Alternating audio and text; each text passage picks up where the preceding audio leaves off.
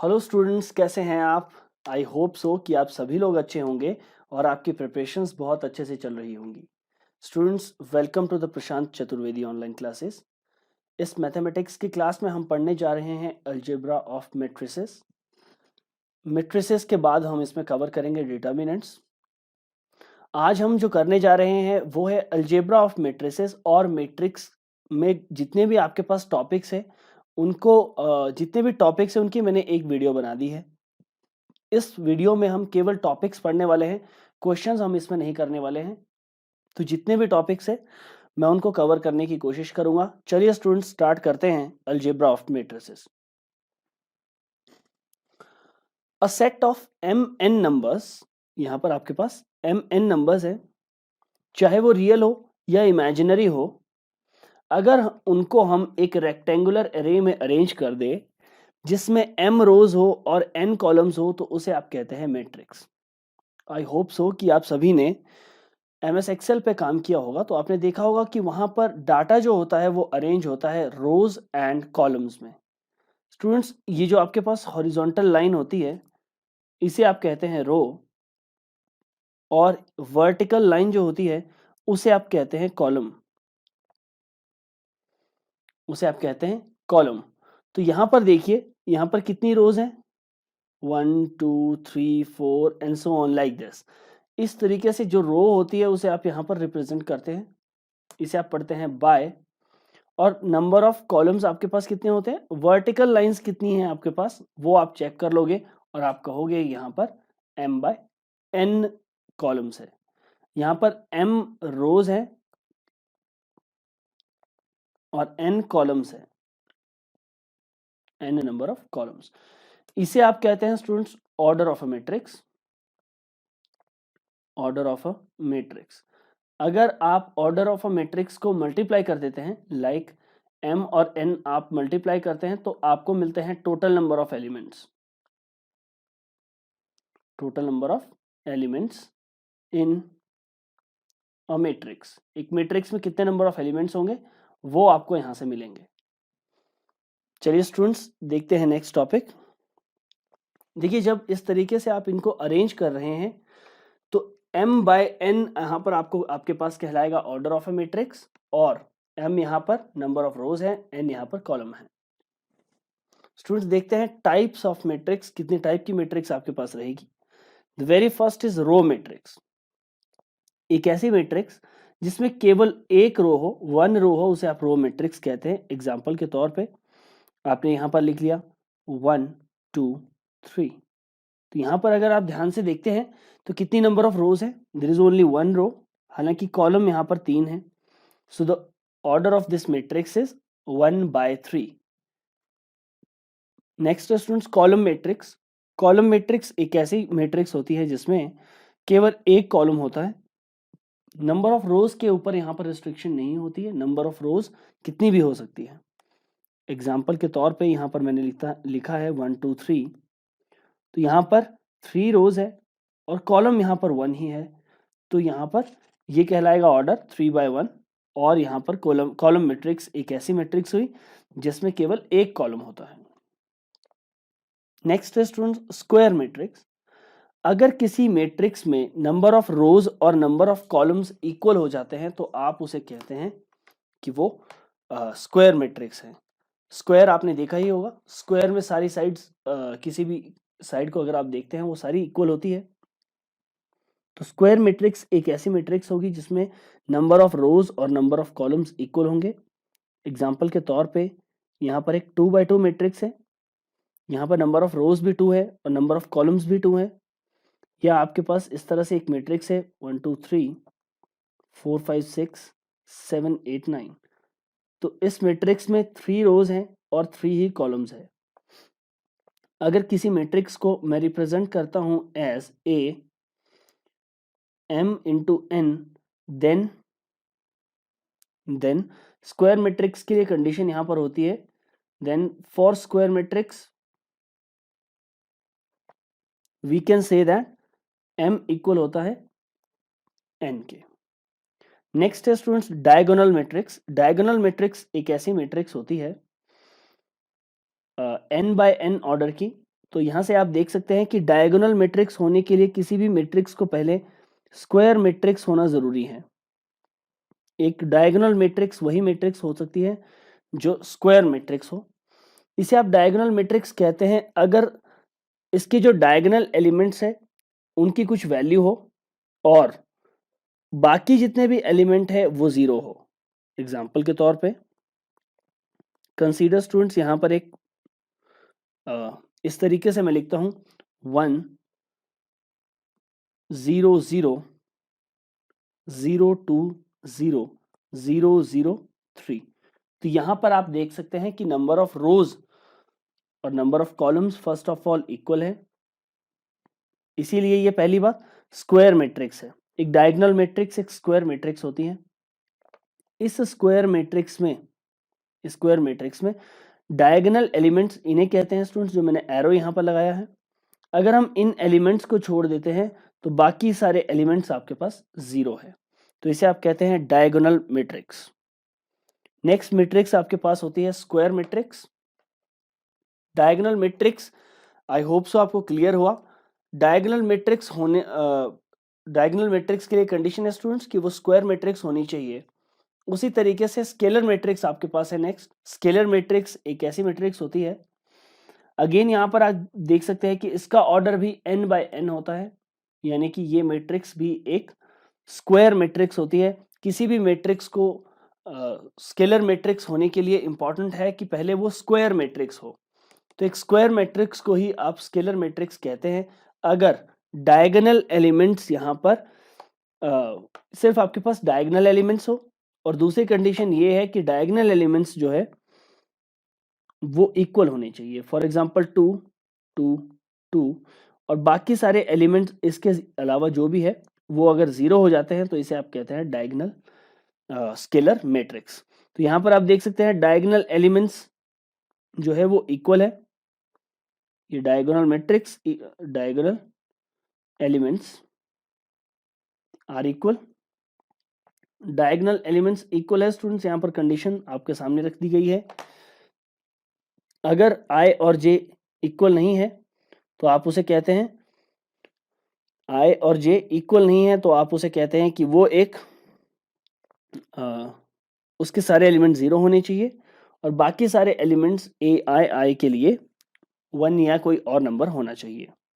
Students, यहाँ पर इसी का एक और इम्पॉर्टेंट कंडीशन आती है आइडेंटिटी या यूनिट मैट्रिक्स। एक ऐसी मैट्रिक्स जिसमें सारे के सारे एलिमेंट्स डायगोनल एलिमेंट्स के अलावा जीरो हो और डायगोनल एलिमेंट्स आपके पास 1 हो, तो उसे आप कहते हैं स्टूडेंट्स, ये आपके पास होती है आइडेंटिटी मैट्रिक्स। और आइडेंटिटी मैट्रिक्स को हम जनरली कैपिटल I से डिनोट करते हैं। अगर किसी भी मैट्रिक्स में आपको इस तरह से लिखा होगा I2, तो इसका मतलब है आइडेंटिटी मैट्रिक्स ऑफ ऑर्डर 2, यानी 1 0 0 1।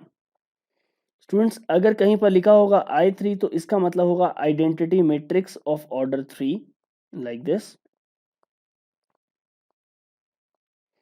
Sorry,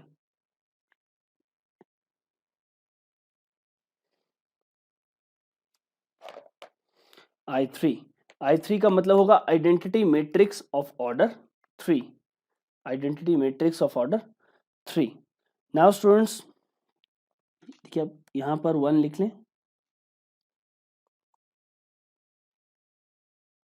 1 0, identity matrix of order 3। Next है स्टूडेंट्स नल मैट्रिक्स। एक ऐसी मैट्रिक्स जिसके सारे एलिमेंट्स आपके पास जीरो होते हैं उसे आप कहते हैं नल मैट्रिक्स या जीरो मैट्रिक्स। एग्जाम्पल के तौर पे आपके पास एक 2x2 मैट्रिक्स है 0 0 0 0 और एक 3x3 मैट्रिक्स है, तो इसे आप कहेंगे जीरो मैट्रिक्स। स्टूडेंट्स, इसे कैपिटल O से डिनोट किया जाता है। कैपिटल O आपके पास डिनोट करता है null matrix. Next is upper triangular matrix. अगर स्टूडेंट्स एक स्क्वायर मैट्रिक्स है, देखिए important condition again square matrix, उसे आप अपर ट्रायंगुलेशन मैट्रिक्स कहते हैं अगर aij इक्वल हो 0 के लिए जब भी i ग्रेटर होगा j के। तो स्टूडेंट्स, यहाँ पर अगर आप ध्यान से देखें अगर मैं एक मैट्रिक्स को यहाँ पर लिखता हूँ like A11, A12, A13, A21, देखिए यहाँ पर A21 जैसे ही मैं लिखता हूँ A21 में 2 इज ग्रेटर देन 1, तो मुझे इस एलिमेंट को लिखना पड़ेगा 0। इस एलिमेंट को मुझे लिखना पड़ेगा 0 स्टूडेंट्स। तो मैं इसे क्या लिखूंगा, मैं इसे लिखता हूं 0,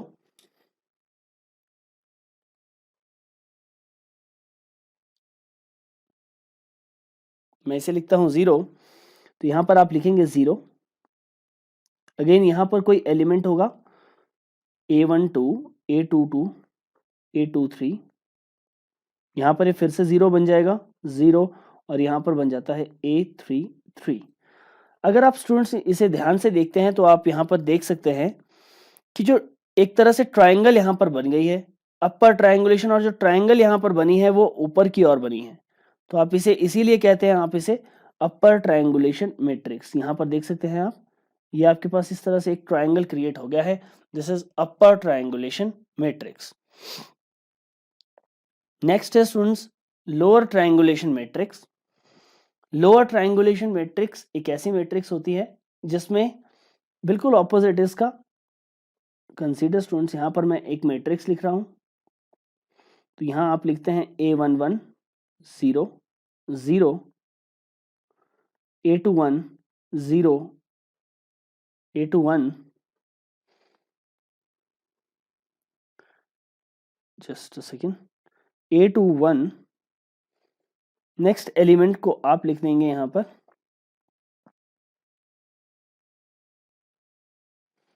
A21, A22, और यहां पर 0, यहां पर आप लिखते हैं A31, A32 और A33।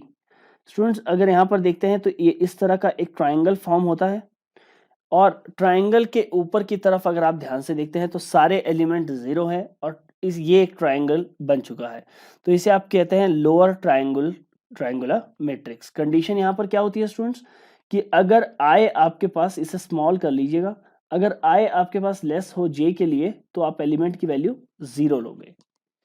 नेक्स्ट है स्टूडेंट्स इक्वालिटी ऑफ मैट्रिसेस।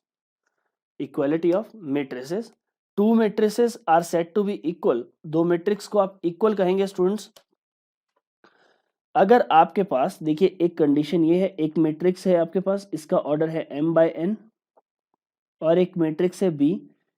अगर इन दोनों का ऑर्डर m/n है, यानी कि जैसे इस तरह से मैंने यहां पर लिखा है कि एक मैट्रिक्स ये है और एक मैट्रिक्स ये है, तो इसमें नंबर ऑफ रोज इक्वल होनी चाहिए, यानी कि m इक्वल होना चाहिए r के।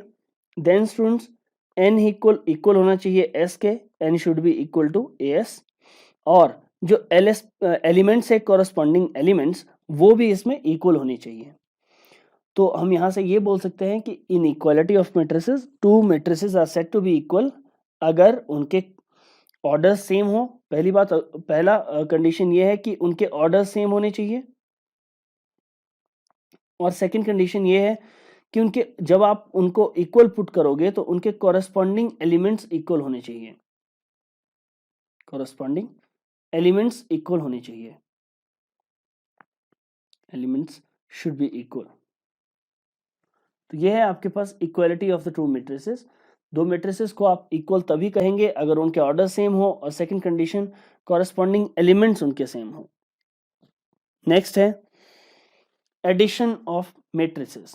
दो मैट्रिसेस आपके पास है यहां पर A, इसका ऑर्डर है m/n, और एक और मैट्रिक्स आपके पास है B, इसका भी ऑर्डर है स्टूडेंट्स m'/n'। तो देखिए आप इन दो मैट्रिसेस को तभी ऐड कर सकते हो अगर इनके ऑर्डर्स सेम हो m'/n', यानी कि अगर m इक्वल हो m' के और n इक्वल हो n' के, तभी आप कहेंगे कि इन दोनों मैट्रिसेस को ऐड किया जा सकता है। सॉरी, नाउ स्टूडेंट्स ऐड आपको कैसे करना है, add the corresponding elements, add corresponding elements. Corresponding elements को ऐड कर लीजिए, उस तरीके से आप ऐड करेंगे मैट्रिसेस को। एग्जाम्पल के तौर पे 1 2 3 4, इसमें आप ऐड कर रहे हैं आयोटा 2 रूट 3 और 5। तो जब आप ऐड करेंगे स्टूडेंट्स, यहाँ पर orders first of all same है। जब आप ऐड करेंगे तो कॉरेस्पॉन्डिंग एलिमेंट्स को ऐड करेंगे, यानी कि दोनों ही मैट्रिसेस के first elements, then 2 + 2, then 3 + root 3 and then 4 + 5।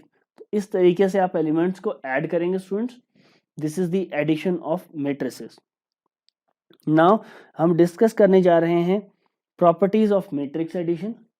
Students, commutativity first of all discuss करते हैं। अगर A और B दो एलिमेंट्स है और m/n मैट्रिसेस इनका ऑर्डर है, तो स्टूडेंट्स A + B ये इक्वल होता है B + A के, यानी कि मैट्रिक्स एडिशन जो होती है वो कम्यूटेटिव होती है। एग्जाम्पल 1 2 3 4, इसमें आप ऐड कर रहे हैं 5 6 7 8, तो आपके पास आंसर आता है 6 8 10 और 12। स्टूडेंट्स, अगर आप 5 6 7 8 को ऐड करते हो 1 2 3 4 में, तब भी आपके पास सेम ही एलिमेंट आते हैं 6 8 10 12। तो आप कहेंगे कि मैट्रिक्स एडिशन जो होती है वो कम्यूटेटिव होती है। Next is associativity. स्टूडेंट्स, यहाँ पर A + B + C, अगर यहाँ पर ये मैट्रिसेस है A B C और इन सभी के ऑर्डर सेम है, तो ये इक्वल होता है A + B + C के, A + B + C के। नेक्स्ट है स्टूडेंट्स थ्योरम थर्ड थ्योरम है एग्जिस्टेंस ऑफ आइडेंटिटी। देखिए, आइडेंटिटी का मतलब ये है कि एक मैट्रिक्स में मैं कौन सी मैट्रिक्स ऐड करूं ताकि आपके पास आंसर में वही मैट्रिक्स आए। तो आंसर होगा यहाँ पर 0 0 मैट्रिक्स। तो यहाँ पर आइडेंटिटी जो एग्जिस्ट करती है, identity matrix for the addition, वो होती है 0 मैट्रिक्स। आप कह सकते हैं नल मैट्रिक्स या 0 matrix is the identity element for matrix addition. Matrix addition. Next है स्टूडेंट्स एग्जिस्टेंस ऑफ इनवर्स। देखिए, इसका मतलब ये है कि एक मैट्रिक्स में मैं कौन सा मैट्रिक्स ऐड करूं ताकि मुझे 0 मैट्रिक्स मिल जाए। तो इसमें आप कहेंगे कि नेगेटिव ऑफ अ मैट्रिक्स। एक मैट्रिक्स में आप उसका नेगेटिव मैट्रिक्स ऐड कर लीजिए ताकि आंसर आपके पास 0 मैट्रिक्स आ जाए। तो व्हाट इज द इनवर्स? किसी भी मैट्रिक्स का इनवर्स होगा उसका नेगेटिव। नेक्स्ट है students cancellation law. Cancellation law ये है कि अगर A और B दो मैट्रिसेस है, आप उनको ऐड करना चाहते हैं और ये इक्वल है A + C के, तो स्टूडेंट्स यहाँ पर A कैंसिल हो जाते हैं, A कैंसिल हो जाते हैं, तो आप कहेंगे कि B = C है। So this is called cancellation law, इसे आप कहते हैं cancellation law. I hope so आपको मैट्रिक्स एडिशन की प्रॉपर्टीज समझ आई। चलिए स्टूडेंट्स, करते हैं multiplication of a matrix bye a scalar, यानी कि स्केलर मल्टीप्लिकेशन। स्टूडेंट्स, यहां पर कंसीडर कर लीजिए एक मैट्रिक्स आपके पास है 1 2 3 4। जब आप किसी नंबर से उसको मल्टीप्लाई करते हो बाहर से, कंसीडर यहां पर ये A था, आप 9 से इसे मल्टीप्लाई कर रहे हो, तो यहां पर होगा क्या कॉन्सिक्वेंस? सारे के सारे एलिमेंट्स जो होंगे यहां पर, वो जो बाहर नंबर है उससे मल्टीप्लाई हो जाएंगे।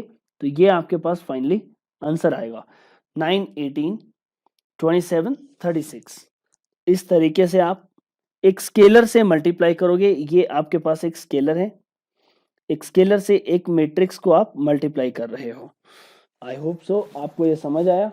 नेक्स्ट है students properties of the scalar multiplication. इसकी कुछ प्रॉपर्टीज है जो आपको याद रखनी चाहिए। अगर मैंने इस तरीके से यहाँ पर एक नंबर लिखा है इस मैट्रिक्स में, तो आप इस नंबर को डिस्ट्रीब्यूट कर सकते हो, डिस्ट्रीब्यूटिव प्रॉपर्टी है। सिमिलरली स्टूडेंट्स, अगर मैंने इस तरीके से यहाँ पर लिखा है k प्लस, यहाँ पर मैं लिख रहा हूँ l, दो आपके पास यहाँ पर कांस्टेंट्स है, then you can say ka plus la। आप इस कांस्टेंट को डिस्ट्रीब्यूट कर सकते हो।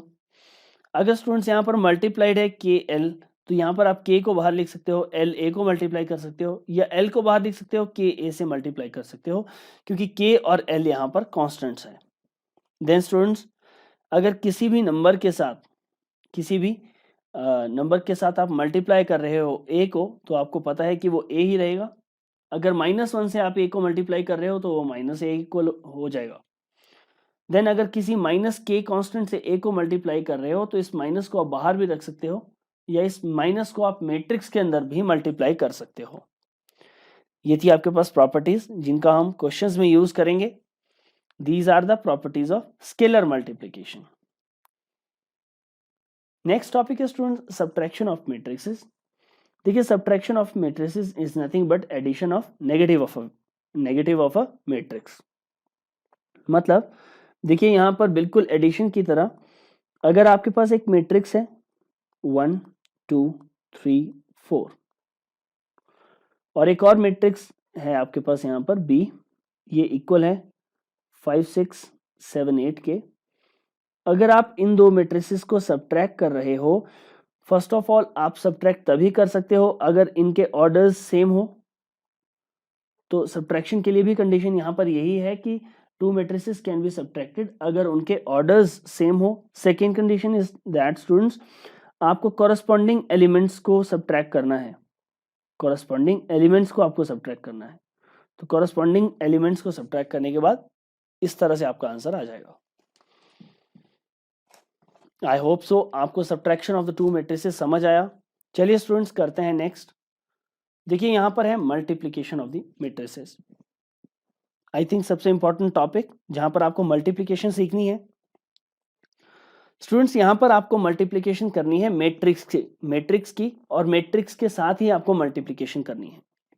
देखिए, कंसीडर एक मैट्रिक्स है A और इसका ऑर्डर है m/n। मुझे इसे मल्टीप्लाई करना है B मैट्रिक्स के साथ जिसका ऑर्डर है m'/n'। स्टूडेंट्स, इन दोनों को आप तभी मल्टीप्लाई कर सकते हो, इन दो मैट्रिसेस को आप तभी मल्टीप्लाई कर सकते हो अगर फर्स्ट मैट्रिक्स की कॉलम ये इक्वल हो सेकंड मैट्रिक्स की रो से। अगर आपके पास n और m' इक्वल है तभी आप मैट्रिक्स को मल्टीप्लाई कर सकते हो, अदरवाइज आप मैट्रिसेस को मल्टीप्लाई नहीं कर सकते। ध्यान रखिएगा स्टूडेंट्स, यहाँ पर यह कंडीशन नहीं है कि मल्टीप्लाई करने के लिए दो मैट्रिसेस जो आपके पास हैं उनके ऑर्डर सेम होने चाहिए। नहीं, यहाँ पर अगर दो मैट्रिसेस है तो फर्स्ट मैट्रिक्स का कॉलम और सेकंड मैट्रिक्स की रो इक्वल होनी चाहिए। सेकंड कंडीशन है स्टूडेंट्स, जो मल्टीप्लाई करके आपके पास एक मैट्रिक्स आएगी C, इसका क्या ऑर्डर होगा? इसका ऑर्डर होगा m/n'। इसका ऑर्डर होगा m/n', यानी कि यहां जो मैट्रिक्स आपके पास दिखाई दे रही है। स्टूडेंट्स, एग्जांपल के तौर पे कंसीडर आपके पास एक मैट्रिक्स है A, इसका ऑर्डर है 2/3, और एक और B मैट्रिक्स में इसके साथ मल्टीप्लाई कर रहा हूं जिसका ऑर्डर है 3/2। तो क्या मैं इन दोनों मैट्रिसेस को मल्टीप्लाई कर सकता हूं? तो मैं देखूंगा कि यहाँ पर फर्स्ट मैट्रिक्स का कॉलम और सेकंड मैट्रिक्स की रो इक्वल है, यानी कि मैं मैट्रिसेस को मल्टीप्लाई कर सकता हूं। नेक्स्ट स्टूडेंट्स, इन दोनों मैट्रिसेस को मल्टीप्लाई करने के बाद भी तो आपके पास एक मैट्रिक्स ही आएगी, तो उसका ऑर्डर क्या होगा? उसका ऑर्डर आपके पास होगा ये, यानी कि 2/2 जो आपके पास बच जाता है, यानी कि फर्स्ट का रो और सेकंड का column. So this is the order of the matrices. I hope so कि आपको यह समझ आया स्टूडेंट्स। चलिए करते हैं next topic, properties of matrix multiplication. What are the properties of matrix multiplication? सबसे पहले है स्टूडेंट्स की मैट्रिक्स मल्टीप्लिकेशन ये जरूरी नहीं है कि कॉम्यूटेटिव हो।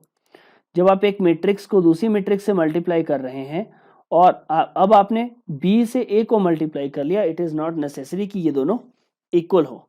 स्टूडेंट्स, जैसे कि मैंने कह ही दिया, यहां पर अगर A मैट्रिक्स का ऑर्डर है m/n और B मैट्रिक्स का ऑर्डर है n/m, तो आप देखेंगे कि इसका कॉलम और इसका रो इक्वल था। लेकिन स्टूडेंट्स, हमेशा ये जरूरी नहीं है। अगर मैं यहाँ पर B को पहले लिख लेता हूं तो इसका ऑर्डर हो जाएगा n × m, और जब मैं इसे पहले लिखूंगा यहाँ पर तो इसका ऑर्डर हो जाएगा m/n। n। अब देखिए स्टूडेंट्स यहाँ पर m अभी भी इक्वल है और n ये भी इक्वल है, तो यहाँ पर मैं मैट्रिक्स मल्टीप्लिकेशन यूज कर सकता हूँ और मैं यहाँ बोलूंगा कि मैट्रिक्स मल्टीप्लिकेशन दोनों ही मैट्रिसेस इक्वल है, दोनों का मल्टीप्लिकेशन इक्वल है। लेकिन स्टूडेंट्स कंसीडर आपके पास एक रो है जिसे आप लिख रहे हो, एक ऑर्डर है 2/3 और सेकंड आपके पास है 3/2। बी मैट्रिक्स का ऑर्डर है 3/2। स्टूडेंट्स अगर आप इसे पहले लिख लेते हैं तो ये बन जाएगा 2/3 और ये बन जाएगा 2/3। इस तरीके से आपके पास आप देख सकते हो 3/2 को मैंने पहले लिख लिया है, जस्ट अ सेकेंड। 3/2 मैट्रिक्स आपके पास यहां पर आ गई है, 3/2 यहां पर और 2/3 मैट्रिक्स यहां पर। तो अब देख सकते हैं आप इसका ऑर्डर जो है वो चेंज हो जाएगा। जो पहले मैट्रिक्स आपके पास आ रही थी उसका ऑर्डर था 2/2 और अब जो मैट्रिक्स आपके पास मल्टीप्लाई होके आएगी उसका ऑर्डर होगा 3/3। तो ये जरूरी नहीं है कि दोनों ही मैट्रिसेस इक्वल हो, दोनों का मल्टीप्लिकेशन इक्वल हो। वो कम्यूटेटिविटी यहाँ पर मैट्रिक्स मल्टीप्लिकेशन में फॉलो नहीं होती, हालांकि कुछ कंडीशंस में सेटिस्फाई हो सकती है, लेकिन हमेशा यहाँ पर मैट्रिक्स मल्टीप्लिकेशन सेटिस्फाई नहीं होती। मैट्रिक्स मल्टीप्लिकेशन कभी भी कम्यूटेटिव नहीं होती। नेक्स्ट कंडीशन है students, matrix multiplication is associative. देखिए यहाँ कम्यूटेटिव नहीं फॉलो होती लेकिन एसोसिएटिविटी फॉलो होती है। अगर आप ए बी को पहले मल्टीप्लाई कर रहे हो सी के साथ, ये इक्वल होता है कि आप ए को मल्टीप्लाई कर रहे हो बी और सी के साथ। तो याद रखिएगा मैट्रिक्स मल्टीप्लिकेशन एसोसिएटिव होती है। नेक्स्ट, मैट्रिक्स मल्टीप्लिकेशन डिस्ट्रीब्यूटिव होती है। देखिए यहाँ पर ए को मैं मल्टीप्लाई कर रहा हूँ बी और सी के साथ, तो आंसर आपका आता है ए बी और ए सी। अगर मैं बी को मल्टीप्लाई कर रहा हूँ ए और सी के साथ, तो यहाँ पर आपका आंसर आ जाएगा ए बी। यहाँ पर आपका आंसर, सॉरी ये सेकंड पार्ट है आपके पास। अगर मैं ए को मल्टीप्लाई कर रहा हूँ ए प्लस बी को सी के साथ, तो आपका आंसर आ जाएगा A C plus B C whenever both sides of equality are defined. Now students, next theorem आपके पास है कि if A is an m by n matrix, तो आप कहेंगे कि अगर मैं आइडेंटिटी मैट्रिक्स को A के साथ मल्टीप्लाई कर रहा हूं तो ये इक्वल है A के। अगर मैं A मैट्रिक्स को मल्टीप्लाई कर रहा हूं identity matrix of order n के साथ। स्टूडेंट्स प्लीज इस प्रॉपर्टी को आप याद रखिएगा, इस प्रॉपर्टी का यूज हो सकता है if A is an m by n matrix, आपके पास 2/3 मैट्रिक्स है A, अगर मैं इसको मल्टीप्लाई कर रहा हूं आइडेंटिटी मैट्रिक्स ऑफ ऑर्डर 2 को A के साथ, तो ये इक्वल होगी स्टूडेंट्स अगर मैं आइडेंटिटी मैट्रिक्स को मल्टीप्लाई A मैट्रिक्स को मल्टीप्लाई कर रहा हूं आइडेंटिटी मैट्रिक्स ऑफ 3 के साथ। सो आई होप सो आपको ये समझ आया। नेक्स्ट है students, if A is m by n matrix and O is a null matrix. देखिए यहाँ पर इंपॉर्टेंट कंडीशन है कि A एक m by n मैट्रिक्स है और n O एक नल मैट्रिक्स है। तो स्टूडेंट्स आपको पता है कि रिजल्टेंट आपके पास एक जीरो मैट्रिक्स ही आएगा, लेकिन स्टूडेंट्स उस जीरो मैट्रिक्स का ऑर्डर क्या होगा? तो ये देखिए, आप क्या इन दोनों को मल्टीप्लाई कर सकते हो? बिल्कुल। तो अब आपके पास आंसर क्या आएगा? n cross m cross p। तो जो मल्टीप्लाई होके नल मैट्रिक्स आएगी उसका जो ऑर्डर होगा वो होगा m cross p। Similarly students यहाँ पर जो ऑर्डर होगा वो होगा p cross n। Very simple. ध्यान रहे, in this case of matrix multiplication if a b equal to 0 then it does not necessary imply that a भी 0 होगा। जैसा मैंने आपको पहले ही कह दिया था कि मैट्रिक्स मल्टीप्लिकेशन जरूरी नहीं है कि कम्यूटेटिव हो नेचर में। नेक्स्ट है students positive integral powers of square matrix. Next topic का नाम है positive integral powers of square matrix. Consider students आपके पास एक पॉलिनोमियल है, एग्जांपल के तौर पे f ऑफ x is equal to x cube plus 3x square plus 2x minus 1। Students जब यहां पर आप f ऑफ a लिखते हो और यहां पर a एक मैट्रिक्स है of order m by n, तो आप इसे लिख सकते हो a cube plus 3a square plus 2a minus 1। f of a students इसके इक्वल हो जाएगा। देखिए अगर आप कैलकुलेट कर रहे हो तो यहाँ पर 1 ये एक मैट्रिक्स है a क्यूब, 3a स्क्वायर एक मैट्रिक्स है 2A एक मैट्रिक्स है और यहाँ पर मैंने जो 1 लिखा है इसे मैं I लिख सकता हूँ students, identity matrix of order n। तो ये ध्यान रहे, यहाँ पर आप I लिखें। इसे आप कहते हैं एक मैट्रिक्स पॉलिनोमियल और इसके ऊपर बहुत सारे क्वेश्चंस होंगे। स्टूडेंट्स हमारे नेक्स्ट टॉपिक का नाम है ट्रांसपोज ऑफ अ मैट्रिक्स। देखिए अगर आपके पास एक मैट्रिक्स है A और यहाँ पर मैं उसे लिखता हूँ 1 2 3 4 5 6, तो यहाँ आप देखेंगे कि इसमें 2 रोज हैं और 3 कॉलम्स हैं। जब आप A का ट्रांसपोज करते हो, जब आप A का ट्रांसपोज करते हो वो इक्वल हो जाता है 1 3 5 2 4 और 6 के। तो यहाँ पर आप देखते हो कि इसका मतलब होता है कि यहाँ पर अब 3 रोज और 2 कॉलम्स हैं। तो देखिए अगर आपके पास एक मैट्रिक्स है A और इसका आप ट्रांसपोज करते हो m/n इसका ऑर्डर है, तो ट्रांसपोज करने के बाद A ट्रांसपोज करने के बाद यहाँ पर ऑर्डर जो हो जाता है वो फ्लिप हो जाता है, चेंज हो जाता है, यानी कि अब number of rose number of columns बन जाते हैं और नंबर ऑफ कॉलम्स यहाँ पर नंबर ऑफ रोज बन जाती है। देखिए अगर m/n मैट्रिक्स है तो ट्रांसपोज ऑफ A जो होगा उसे आप इस तरीके से या इस तरीके से डिनोट करेंगे और यहाँ पर ऑर्डर जो हो जाता है वो रिवर्स हो जाता है, दैट इज n/m। स्टूडेंट्स मैंने आपको एग्जांपल यहाँ पर बता दिया है, इसे आप ध्यान से पढ़ सकते हैं।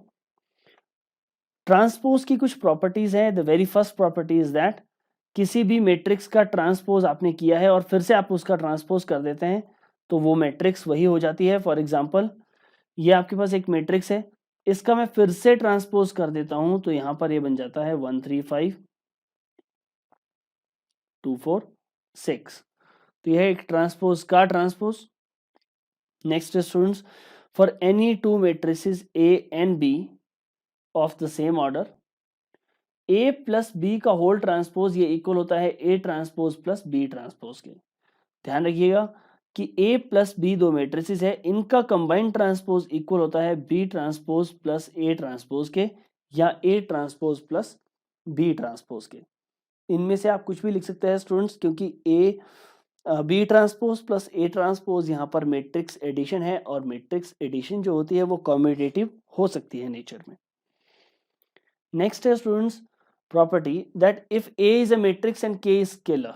अगर एक K एक स्केलर है और A एक मैट्रिक्स है तो स्टूडेंट्स K का यहाँ पर ट्रांसपोज नहीं होगा, आप केवल मैट्रिक्स का ट्रांसपोज करेंगे।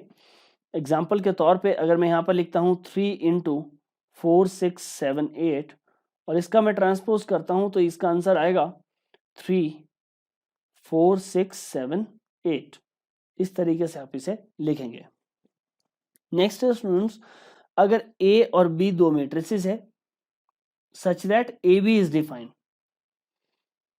तो स्टूडेंट्स यहाँ पर AB का होल ट्रांसपोज ये इक्वल होता है B ट्रांसपोज A ट्रांसपोज के। प्लीज आप इसे ध्यान रखिएगा क्योंकि मल्टीप्लिकेशन में ये बहुत ही ज्यादा जरूरी होगा।